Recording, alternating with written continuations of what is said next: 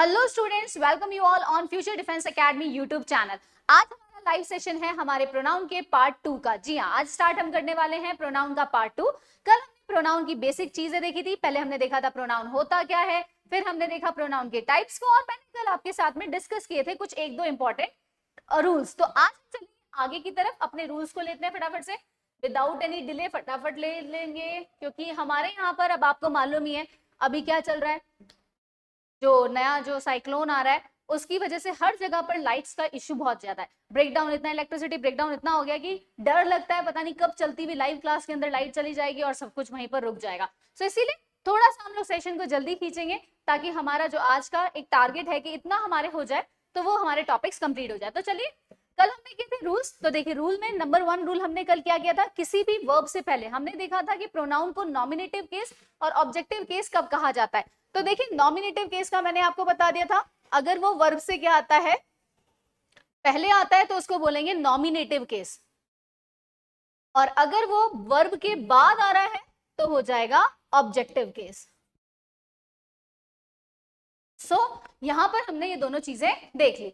अब आगे चलते हैं नेक्स्ट पे। नेक्स्ट हमने कहा था use of pronoun in a sequential order. Sequential order क्या होता है, प्रोनाउन को करेक्ट प्लेस करने का, एक सेंटेंस में यूज करते हैं। तो मैंने कल एक नंबर लिखवाया था 2 3 1। अगर याद हो तो इसको बोलेंगे सेकेंड पर्सन, इसको बोलेंगे थर्ड पर्सन, और इसको बोलेंगे फर्स्ट पर्सन। यानी सबसे पहले आएगा सेकेंड पर्सन, फिर आएगा थर्ड पर्सन, एंड देन आएगा उसके बाद फर्स्ट पर्सन। तो इस तरीके से हमने देखा। अब अगर पॉजिटिव, लेकिन अब इसमें कंडीशन क्या है, कंडीशन ये है कि इसमें कोई ना कोई पॉजिटिव बात होगी तब। अगर कोई भी बुरी बात हुई या फिर कोई नेगेटिव थॉट आ रहा है तो फिर ये सीक्वेंस नहीं रहेगा, तब सीक्वेंस क्या हो जाता है, चेंज हो जाता है। तो आगे देखते हैं। अगर एक ही सेंटेंस के अंदर मान लीजिए बात करते वक्त बहुत सारे प्रोनाउन आ रहे हैं, लेकिन उनमें दोष, दोष का मतलब उस सेंटेंस में कोई नेगेटिव बात हो रही, सॉरी,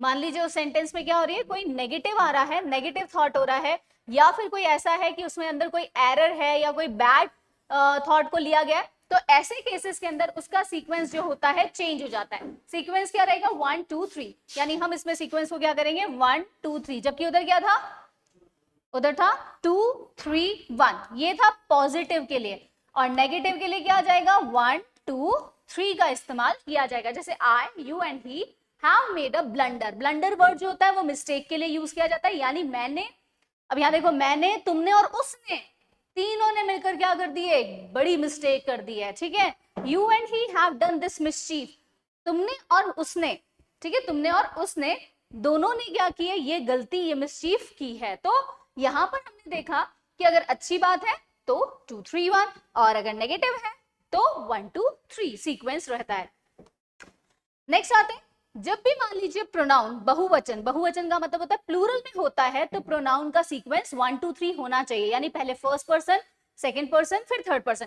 यानी सारे के सारे कैसे हैं, प्लूरल आ रहे हैं, सारे प्रोनाउंस प्लूरल आ रहे हैं, तो वहां पर 1 2 3, when all are in plural form, when all pronouns are in their plural form, जब वो अपनी प्लूरल फॉर्म में होंगे तब हम उसमें क्या इस्तेमाल करेंगे, 1 2 3 का सीक्वेंस इस्तेमाल करते हैं। आगे देखिए नेक्स्ट। अगर मान लीजिए सेंटेंस में आ रहा है let, like, between, but, except and prepositions, तो इनके बाद में हमेशा आपको किसको यूज करना है, ऑब्जेक्टिव केस को। ऑब्जेक्टिव केस हमने बताया, जो आई का जैसे ऑब्जेक्टिव केस क्या होता है, मी होता है। ठीक है, यू का हमेशा ऑब्जेक्टिव केस यू ही रहता है, ही का हिम हो जाता है, शी का हर हो जाता है, ठीक है, दे का डेम हो जाता है। इस तरीके से हमें क्या करना है, हमेशा इन वर्ड्स के बाद में ऑब्जेक्टिव केस को इस्तेमाल करना है। ऑब्जेक्टिव केस का मतलब हो गया कि हमें उसके ऑब्जेक्टिव फॉर्म्स को यूज करना है। जैसे let me do this work, क्योंकि वर्ड क्या आ रहा है, let, like, between, but, except and preposition.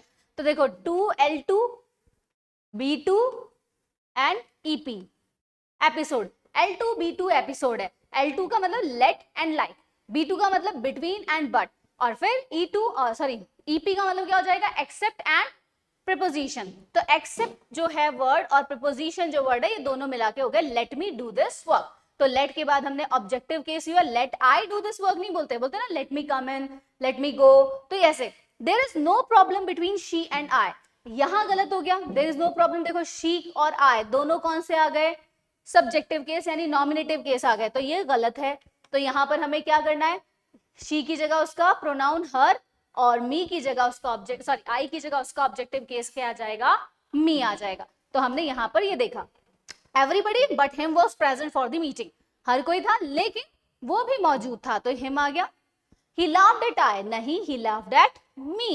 Everyone attended the party except him. Except के बाद हमने क्या बोला, him आना चाहिए था, he आ गया।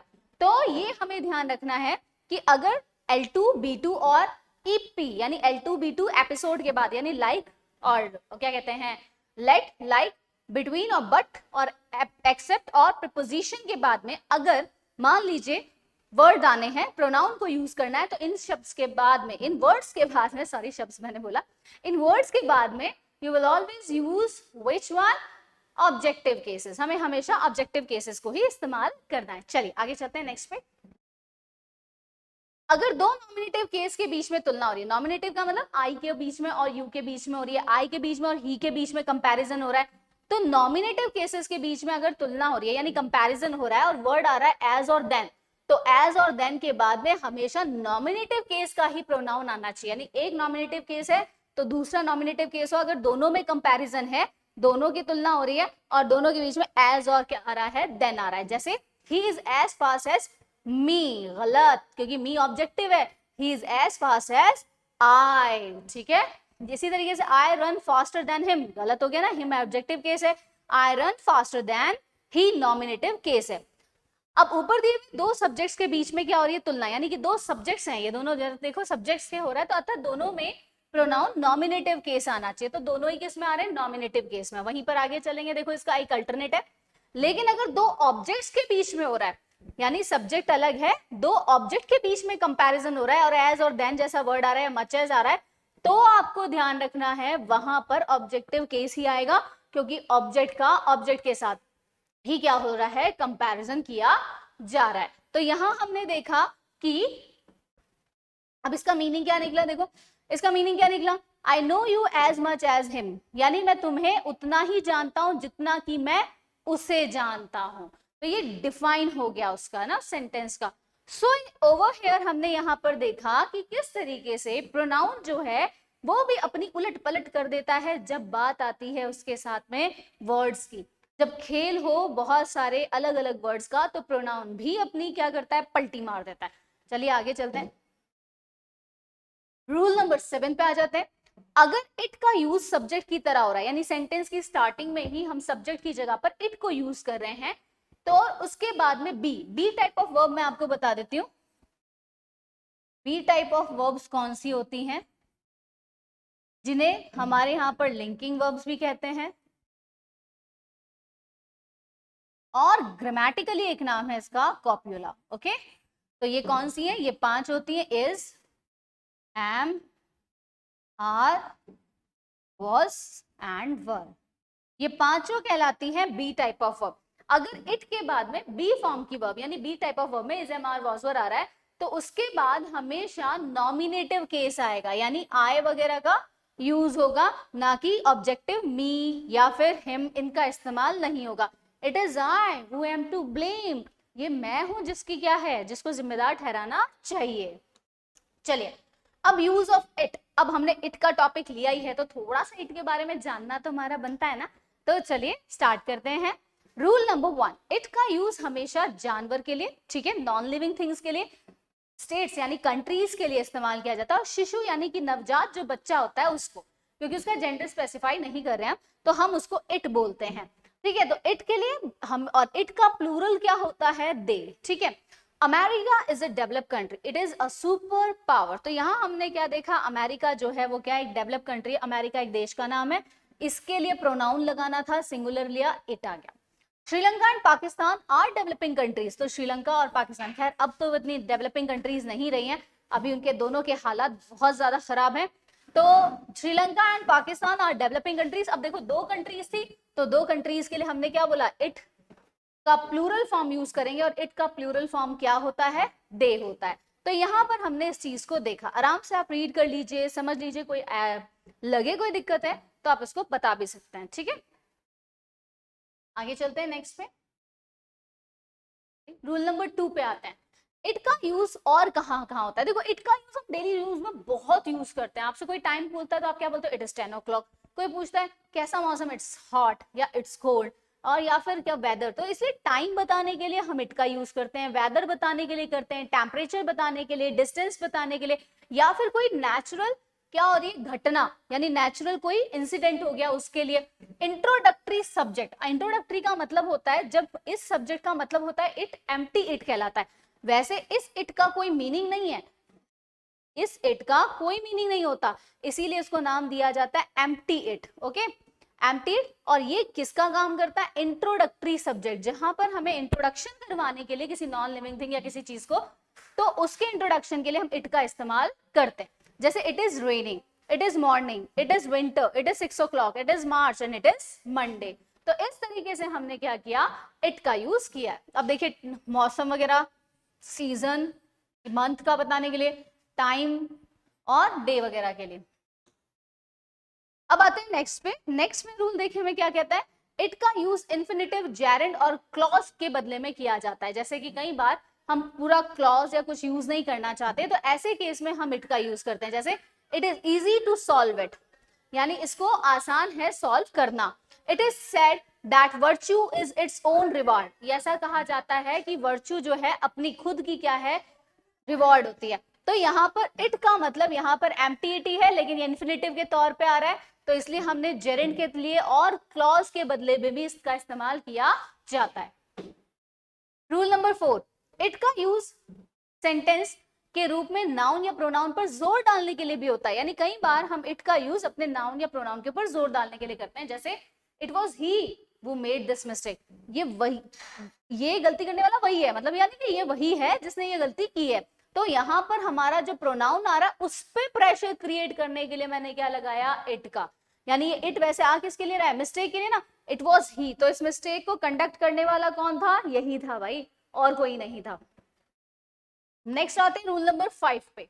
इट का जो यूज होता है वो क्लॉज या फ्रेज को इंट्रोड्यूस करने के लिए भी होता है। कई बार हम इट का इस्तेमाल क्लॉज और पूरे के पूरे जो फ्रेज होती है उसको इंट्रोडक्शन करवाते हैं। जैसे that the record will break today is probable, यानी ये रिकॉर्ड टूटेगा ऐसा माना जा रहा है। तो अब अगर मैं इसको थोड़ा सा करूं, it is probable that the record will break today, तो यहाँ पर इट इज प्रोबेबल, तो ये जो फ्रेज थी इनकम्प्लीट है ना ये फ्रेज, या हम इसको क्लॉज भी कहते, तो फ्रेज को करने के लिए मैंने इट का लगा के सब्जेक्टिव बना के इसको कंप्लीट कर दिया। अब बात करते हैं difference between this and it.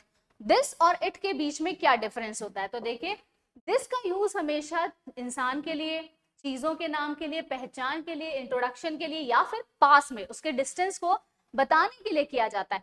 यानी देखा जाए तो दिस भी एक इंट्रोडक्टरी सब्जेक्ट के तौर पे आता है, इट भी आता है, लेकिन दिस का यूज ज्यादातर क्लोजनेस के लिए होता है। जैसे कि दिस इज अ बुक, ये जो पास में रखी हुई है एक book, this is a pen. जबकि इट का इस्तेमाल हमेशा मौसम, समय, दूरी आदि का बोध कराने के लिए किया जाता है। और इसके लिए आप कभी भी दिस का नहीं कह सकते। आप कैसे तो बोलते हो दिस इज 10 PM, नहीं भाई ऐसे थोड़ी ना, इट इज 10 PM। तो इट का इस्तेमाल इन चीजों के लिए किया जाता है। तो डिफरेंस छोटा सा है, ज्यादा कोई बड़ा नहीं है। आगे चलते हैं। अब नोट क्या करना है हमें, देखो नोट क्या बताता है, दिस इज के बाद में नाउन का यूज हो सकता है। यानी दिस के बाद आप क्या कर सकते हो, नाउन का यूज कर सकते हो।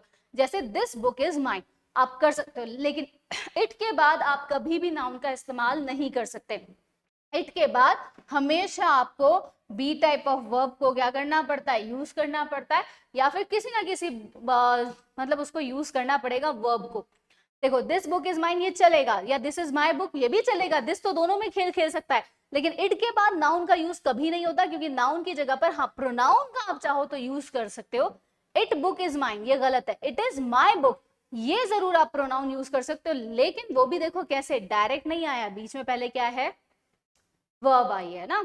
दिस इज का प्रयोग सिंगुलर, यानी कि जब भी हम दिस का यूज करते हैं सिंगुलर नाउन के लिए करते हैं, उसकी तरफ इशारा करने के लिए जब वो नाउन हमारे क्या होता है, क्लोज होता है, पास होता है। This boy is very intelligent, यानी मेरे पास जो लड़का बैठा है वो क्या है, बहुत ही इंटेलिजेंट है। तो उसकी तरफ इंडिकेट, पॉइंट आउट करते हुए मैं बोल रही हूँ, इसका मतलब क्लियर है कि वो लड़का मेरे पास में है। नेक्स्ट आते हैं, इट का यूज किसी सिंगुलर नॉन लिविंग थिंग या बच्चे के लिए यूज किया गया प्रोनाउन के तौर पे होता है। जैसे it is a splendid monument, यानी कि ये बहुत ही शानदार क्या है, मॉन्यूमेंट है। मॉन्यूमेंट का मतलब क्या होता है, इमारत है या बहुत ऐतिहासिक जो होती है उसके लिए कहा जाएगा। दिस के बाद नाउन का यूज हो सकता है, ये अभी हमने जस्ट किया था, थोड़ा सा रिपीट हो गया कि दिस के बाद हमेशा किसका होता है, नाउन का यूज हो सकता है। अब आते हैं use of pronoun of possessive case. पहले हम आज देख लेते हैं पॉजेसिव केस कौन कौन से होते हैं। पॉजेसिव का मीन्स हमने क्या कहा था, पॉजेसिव का मीन्स होता है अधिकार। हमेशा याद रखें पॉजेसिव का मीन्स क्या होता है, अधिकार होता है, पोजेशन होता है, मेरे अंडर में आने वाली चीज हो गई। तो अब उसके लिए हम क्या करेंगे, नॉमिनेटिव केस में वो आई है तो पॉजेसिव एडजेक्टिव, एडजेक्टिव के बाद अगर बता रहे हैं तो वो नाउन आएगा, लेकिन इसके बाद कुछ नहीं आएगा, ये सीधा लास्ट में आता है। ठीक है, अब इसका मतलब क्या होता है, माइन का मतलब होता है माय प्लस में उस नाउन का डिफाइन। ठीक है, ये रहता है। अब पॉजेसिव प्रोनाउन का यूज कहाँ कहाँ होता है, देखो पॉजेसिव प्रोनाउन का यूज नाउन के पहले कभी नहीं होता। आर्स स्कूल हम नहीं बोल सकते, माय स्कूल नहीं बोल सकते, आर्स नहीं होता, हमेशा ध्यान रखिए आर स्कूल होगा, आर्स नहीं होगा। माय स्कूल हो सकता है। ठीक है, तो हमेशा पॉजेसिव प्रोनाउन का यूज जो होता है नाउन के पहले नहीं होता है, हमेशा इनका नाउन के बाद, या फिर हम इसको इस तरीके से लिखें, our school was close for 4 days। अब देखिए पॉजेसिव एडजेक्टिव का यूज नाउन के पहले होता है। पॉजेसिव एडजेक्टिव कौन से थे, माय वगैरह ना, तो my, this is my book, तो ये नाउन से पहले आता है। लेकिन अगर नाउन का पहले से ही हमने डिफाइन कर दिया है तो फिर हम लोग अगर पहले से जानते हैं, जैसे मैंने दिस के बाद ही बुक को डिफाइन कर दिया, तो लास्ट में मुझे उसको रिपीट करने की जरूरत नहीं है, तब मैं क्या कर सकती हूँ, पॉजेसिव प्रोनाउन को यूज कर सकती हूँ एडजेक्टिव के बजाय। जैसे दिस बुक इज माय, तो this book is my book. अब इसको डिफाइन ऐसे कर सकते हैं, और इसकी जगह हमने क्या कर दिया, माइन, क्योंकि हम ऑलरेडी उस बुक को कहाँ यूज कर सके हैं, पहले यूज कर चुके हैं। अब देखिए पॉजेसिव प्रोनाउन का मतलब मैंने अभी जस्ट आपको बताया था, माइन का मतलब माई के साथ में नाउन, आर्स का मतलब आर के प्लस में नाउन, योर्स का मतलब योर प्लस नाउन, हिज का मतलब हिज प्लस नाउन, हर्स मतलब हर प्लस नाउन, देयर्स का मतलब देयर प्लस नाउन। हिज का यूज जो होता है पॉजेसिव एडजेक्टिव और पॉजेसिव प्रोनाउन में दोनों में सेम रहता है, ये ध्यान रखिएगा। हिज का कभी हिम नहीं बनता है, ये ध्यान रखिएगा, हिस नहीं बनता है। हिस जो होता है HISS वाला, वो सांप की साउंडिंग होती है, उसको मत ले लीजिएगा। इट्स का प्रयोग पॉजेसिव एडजेक्टिव के रूप में होता है, लेकिन प्रयोग पॉजेसिव प्रोनाउन के तौर पे नहीं होता। इट्स जो है वो किस लिए आता है, पॉजेसिव एडजेक्टिव, लेकिन वो पॉजेसिव प्रोनाउन में नहीं आएगा। अब देखिए पॉजेसिव प्रोनाउन का यूज किसी भी सेंटेंस के वर्ब के सब्जेक्ट के तौर पे भी हो सकता है। जैसे कि yours is a new car, तुम्हारी कार जो है वो नई है, तो यहाँ पर योर्स का मतलब योर कार से ना, your car is a new car.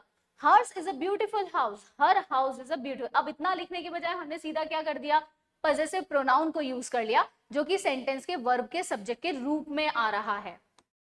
Rule number 3, possessive pronoun का यूज किसी सेंटेंस के वर्ब के ऑब्जेक्ट के तौर में भी होता है। यानी पॉजेसिव प्रोनाउन जो होते हैं वो सब्जेक्ट के किस तौर पे आ सकते हैं, सेंटेंस के वर्ब के ऑब्जेक्ट के तौर पे आ सकते हैं। जैसे he has lost my books as well as yours, तो यहाँ पर he has lost my books as well as your books, है ना, ये हो गया।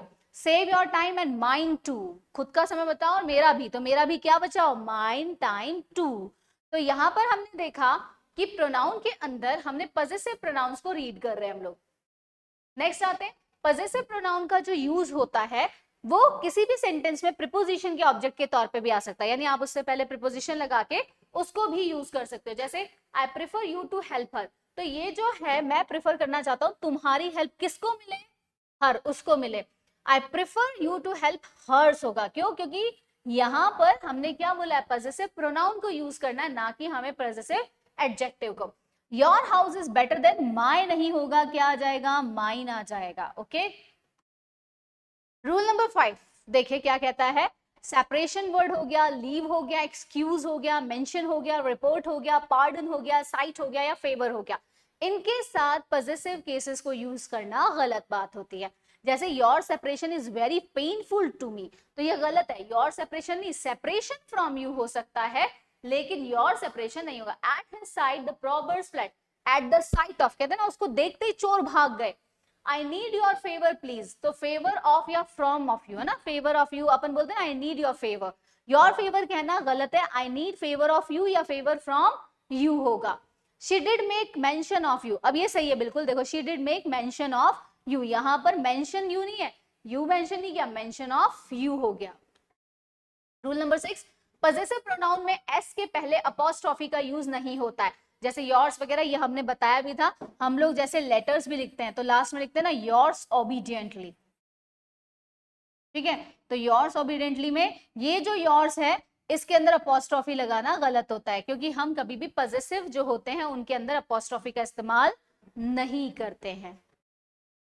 रूल नंबर 7, जेरेंड के पहले पजेसिव एडजेक्टिव का यूज होता है। जेरेंड क्या होते हैं, देखिए वो वर्ब्स होती हैं जिनके साथ आईएनजी जुड़ता है और जो सब्जेक्ट का काम करती है कई जगह पर और कहीं जगह पर ऑब्जेक्ट का भी काम करती हैं, ठीक है। और अगर ये किसी मान लीजिए प्रीपोजिशन है, प्रीपोजिशन आता है तो उस प्रीपोजिशन के बाद भी क्या होता है, वर्ब के साथ आईएनजी आ सकता है। सिर्फ एक एक्सेप्शनल केस है, टू के बाद वर्ब की फर्स्ट फॉर्म आती है, लेकिन प्रीपोजिशन में वर्ब के साथ आईएनजी आता है। तो I was confident of my winning the match, तो अगर वहां पर मान लीजिए जेरेंड आ रहा है, ये जेरेंड है, इनसे पहले आप पजेसिव एडजेक्टिव का यूज कर सकते हो, पजेसिव प्रोनाउन का नहीं, पजेसिव एडजेक्टिव्स का।